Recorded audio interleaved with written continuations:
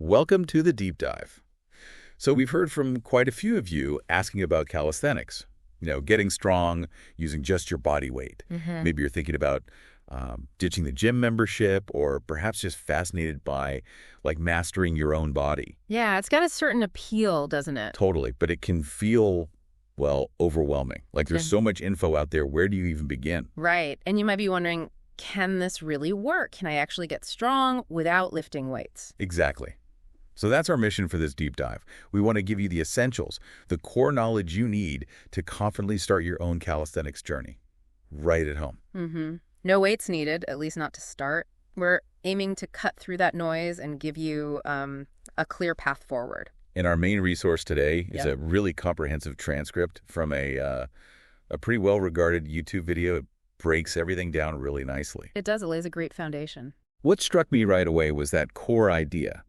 Calisthenics is fundamentally using your body as the resistance. But it feels like more than just that. It's a different philosophy than weightlifting, wouldn't you say? Oh, absolutely. It really emphasizes compound movements. That's a key difference. Compound movements, meaning, Meaning exercises that work multiple muscle groups all at the same time. Think about a push-up. okay, chest, shoulders. Right. Chest, shoulders, triceps, but also your core is working like crazy to keep you stable. It's not isolating one muscle. Got it. So it's more integrated. Exactly. It builds that intermuscular coordination, how your muscles learn to work together effectively, which is, really functional strength for everyday life. Okay, functional strength. I like that. So let's maybe get into some of the key terms the transcript lays out, just so everyone's on the same page. Good idea. Starting with the basics. It defines bodyweight exercises, things like push-ups, pull-ups, squats, the classics. Yep, those foundational movements, they mimic how humans naturally move, which is why they often feel quite intuitive, even if they're hard at first. Right, and then repetitions or reps. Yeah. That's just how many times you do the exercise in a row. Correct. Precisely, one after another. And building on that, you have sets. So if I do 5 squats, take a breather, then do 5 more. That's 2 sets of 5 reps. Perfect. It helps manage fatigue and maintain good form. Okay, makes sense. Structure. And then there's a really important concept, especially for beginners. Progressions. Ah, yes, progressions. This feels like the secret sauce, maybe. It means you don't have to be super strong to start. Exactly. It's about having easier and harder versions of the same exercise. So as you get stronger, you move to the next level. Like the example they gave. Knee push-ups first, then maybe regular push-ups later. Precisely. It creates a pathway. Anyone can find a starting point and then see a clear way to challenge themselves more over time. It's not just about adding weight. It's about mastering your body in more demanding ways. And different progressions can even hit the muscle slightly differently, right? Like decline push-ups, working the upper chest more. You got it. It adds nuance beyond just harder. Now, something the transcript really, really emphasizes is proper form and technique. Non-negotiable. Absolutely fundamental. Because if you're doing it wrong, you won't get the full benefit, and worse, you can get hurt. Exactly. It's about effectiveness and injury prevention. The transcript gives some great general tips. First one, engage your core. Right. Keep everything tight and stable, like a solid foundation. Perfect analogy. It protects your lower back and ensures the target muscles do the work. Think transverse abdominis, obliques, keeping you rigid. Okay, core engaged. Then slow, controlled movements. Quality over speed. Absolutely. Rushing uses momentum, not muscle. Slow control maximizes time under tension, which builds strength and keeps your form solid, especially when you start to fatigue. I know I'm guilty of rushing sometimes, thinking more is better. It's a common trap, but slow and controlled is the way. And don't forget to breathe. Ah, breathing. Right, consistently. Exhale during the hard part. Yep. Exhale on the exertion, the push or the pull. Inhale on the easier return phase. It helps regulate pressure, keeps oxygen flowing, helps with rhythm. It sounds small, but it's vital. Okay. Got the terms, got the form basics. The transcript then talks about setting yourself up for success, which is like half the battle sometimes, isn't it? It really is. Preparation is key. Whether your goal is that first pull-up, hitting your workouts consistently, or mastering a skill like a handstand, planning helps. First step, finding your space. And the good news is you don't need a fancy gym. Nope. A corner of the living room, the garage, a park, anywhere with enough room to move freely, somewhere you feel, comfortable and motivated. That psychological aspect is important. Feeling cramped or awkward makes it harder to start. Definitely. Reduce those mental barriers. Then optional equipment. Calisthenics is bodyweight focused, but a few items can expand your options. Right, like a pull-up bar. Pretty essential if pull-ups are a goal. Makes sense. Hard to do pull-ups without one. Relatively cheap, too, usually. Yeah, doorway bars or standalone towers work great. They unlock all those crucial back and bicep exercises. And parallel bars or a dip station for dips and leg raises. Also, great additions. Dips give you that deeper range of motion for chest and triceps compared to, say, using chairs. Plus, great for core work like leg raises. The transcript also lists a few other things, like a weight vest for adding resistance later on. Yep, once body weight becomes too easy for certain exercises, a weight vest is a simple way to increase the load. And rings. Those look intense. Ring dips, muscle ups. Rings add a whole layer of instability. They force all those little stabilizer muscles to fire like crazy, build incredible functional strength and joint stability. Definitely more advanced, but amazing tools. And resistance bands. I see those used a lot. Super versatile. They can help assist you with hard exercises, like giving you a boost on pull-ups, or they can add resistance to things like push-ups or squats. Great for scaling things up or down. Okay, so you've got your space, maybe some optional gear. The next crucial step seems to be defining your goals. Hugely important. Why are you doing this? What do you want to achieve? Build strength, lose weight, master a handstand. Without goals, you're just kind of drifting, right? Exactly. Goals give you direction, a way to measure progress, and keep you motivated. And it recommends using SMART goals: specific, measurable, achievable, relevant, time-bound. That old chestnut. It works. Instead of get stronger, it's do 5 unassisted pull-ups in 3 months. Specific, trackable, much more powerful. Makes sense. Then the advice to start simple: don't try to do everything at once. Please don't. Focus on the fundamentals first. Push-ups, pull-ups or rows, squats, maybe dips if you can. Master the basics with good form. Build that solid foundation. Precisely. Way better than flailing around with advanced stuff you're not ready for. And for reps and sets, it suggests beginners aim for maybe 2-3 sets of 8-12 reps per exercise. That's a good general guideline. 8-12 reps often hits a nice balance for strength and muscle endurance. But again, form first. If you can only do 3 good push-ups, start there. Or use an easier progression like incline push-ups. Adjust to your level. Right, it's not rigid. Okay. And the final point in this setup section, listen to your body. Oh, absolutely critical. Pay attention to pain, sharp pain, unusual pain.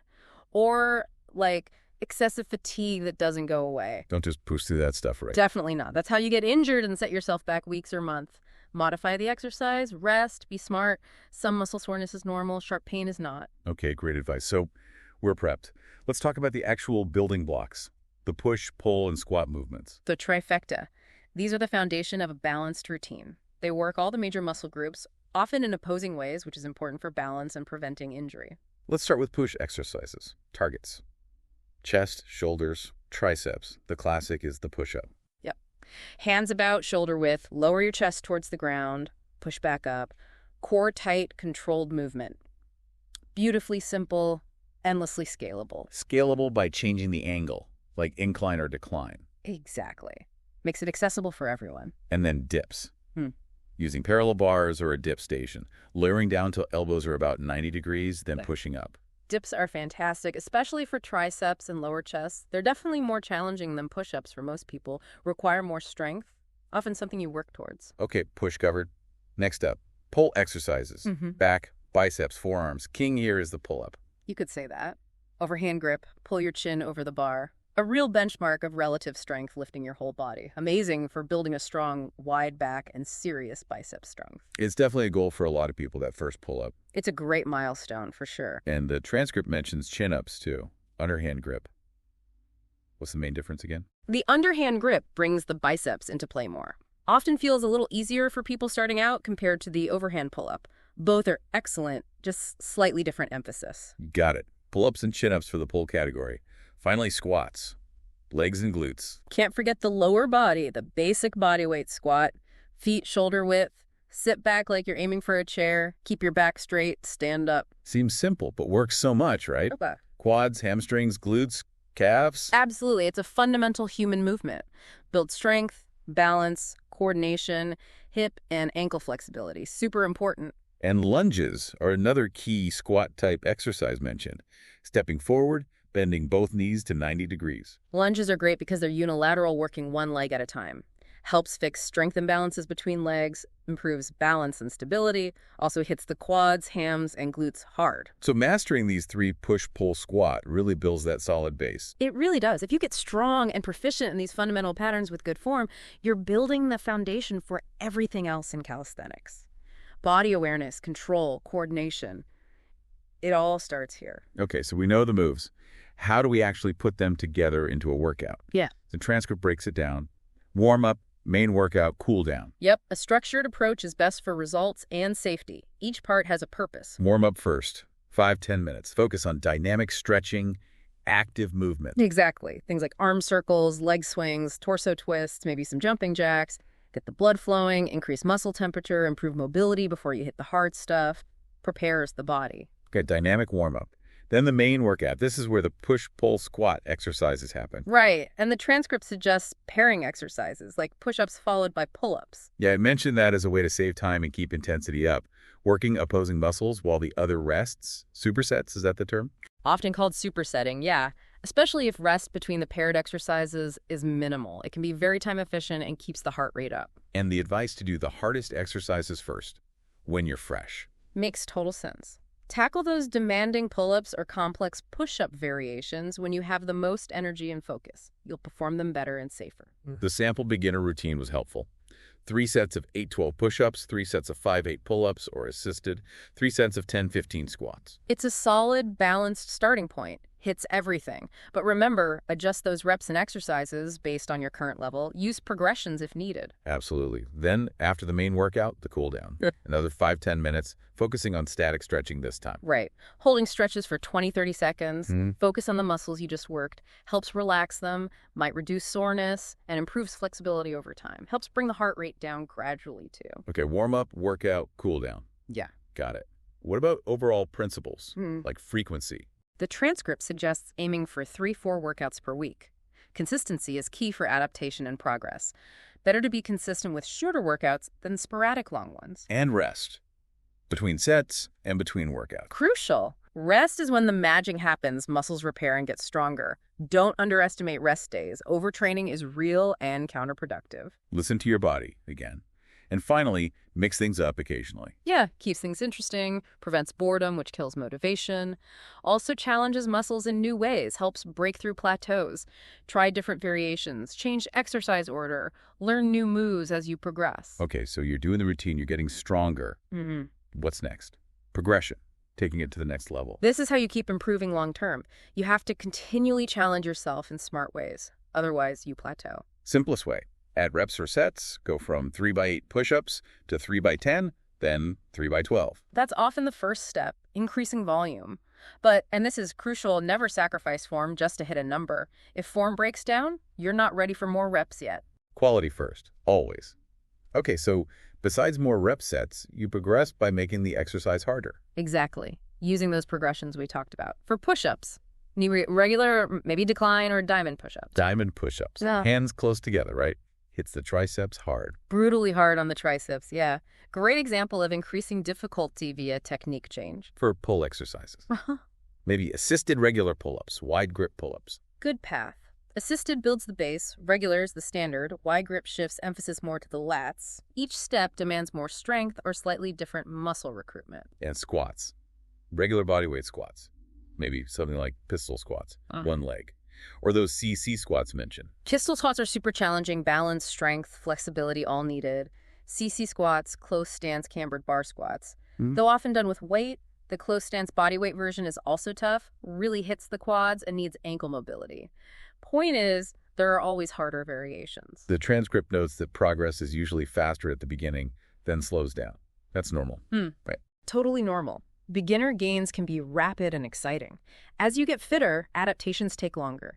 Don't get discouraged when progress slows. That's when persistence really pays off. Focus on steady, long-term improvement. Okay, but it's not always smooth sailing. Challenges happen. Plateaus, motivation dips, injuries. Real talk, everyone faces these. Knowing how to navigate them is key. For plateaus feeling stuck, the advice was to switch things up. New exercises, different routine structure. Yep. Introduce a new stimulus. Your body gets efficient at what it always does. Change the challenge. Force it to adapt again. Try different rep ranges, rest periods, exercise variations. Staying motivated, set achievable goals, celebrate the small wins. Absolutely. Acknowledge your progress. Track it, maybe a workout log. Seeing how far you've come is powerful. Find a community, online or offline, for support. Makes a big difference. And injury prevention, we touched on this, but it's worth repeating. Proper warm-ups. Essential. Flexibility work on off days. Crucial.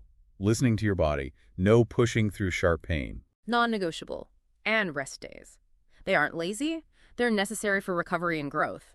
Most injuries come from bad form or doing too much. Too soon. Be patient. So, wrapping up the core message from the transcript. Starting calisthenics isn't as daunting as it might seem. Not at all. It boils down to consistency, really focusing on that proper form, and just enjoying the journey, right? Seeing yourself get stronger, learning new things. That's it perfectly. Consistency, form, patience, and enjoying the process. It's accessible, effective, and can be incredibly rewarding. And if people want to go even deeper, the transcript specifically recommended a resource, the Calisthenics Playbook. Yes, it mentioned that. Said it's popular with athletes worldwide, has really comprehensive content, structured programs, good for advancing your training. Available digitally and in print. Sounds like a solid resource for those looking to move beyond the basics and get into more advanced programming and techniques based on that description. Definitely something to check out if you're serious about progressing. So, as we finish up, here's a thought to leave you with, something to mull over. Okay. Beyond just getting the basics down, the push-ups, pull-ups, squats, how can you personalize your long-term calisthenics goals? What specific advanced skill truly excites you? Interesting question. Is that holding a perfect freestanding handstand? Maybe nailing a muscle-up on the rings or bar? Or mastering a really tough strength move like a planche? Think not just weeks or months ahead, but maybe a year or 2 years down the line. Shedding that bigger vision. Exactly. And then the crucial part. What tiny step can you take today or this week in your current routine that starts building the foundation for that bigger, more ambitious goal? Even the most advanced skills start with mastering the fundamentals and then layering on specific practice. It's about dreaming big, using that incredible tool you already own, your own body.